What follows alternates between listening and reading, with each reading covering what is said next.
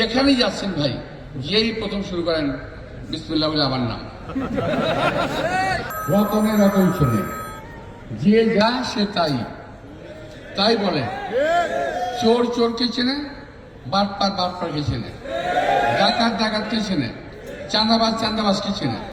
আমার সঙ্গে এরকম চোর বাটপার বদমাইশ এদের কারোর সঙ্গে সম্পর্ক নাই, ছিল না।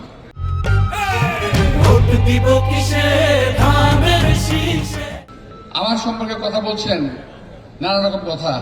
আসেন না একটু, যদি মুসলমান হন, মুসলমানের বাচ্চা হয়ে থাকেন, বাড়িতে প্রোগ্রামের খতিব সাহেবকে সামনে রেখে কোরআন শরীফ শুয়ে বলেন যে আব্বাস সাহেবকে চাঁদা দিতে গেছে। আসেন, আমি চ্যালেঞ্জ করলাম আপনাকে, যেই যা বলেন।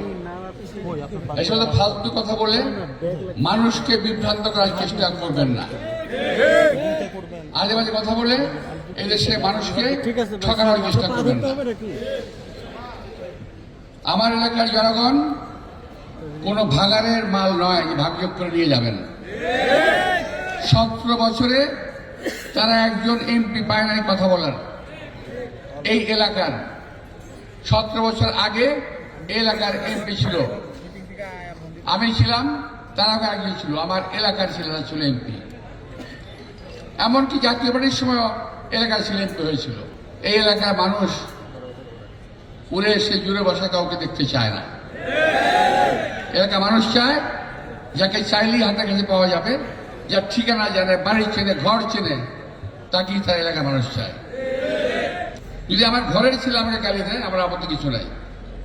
আমার এই বায়তুল মুকাররমের একজন ব্যবসায়ী মালিক যদি বলতে পারে যে আব্বাস সাহেবের এই দোষ আমরা লক্ষ্য করেছি, আমার কোনো আপত্তি নাই, মেনেও নেব, মাপও চাইব।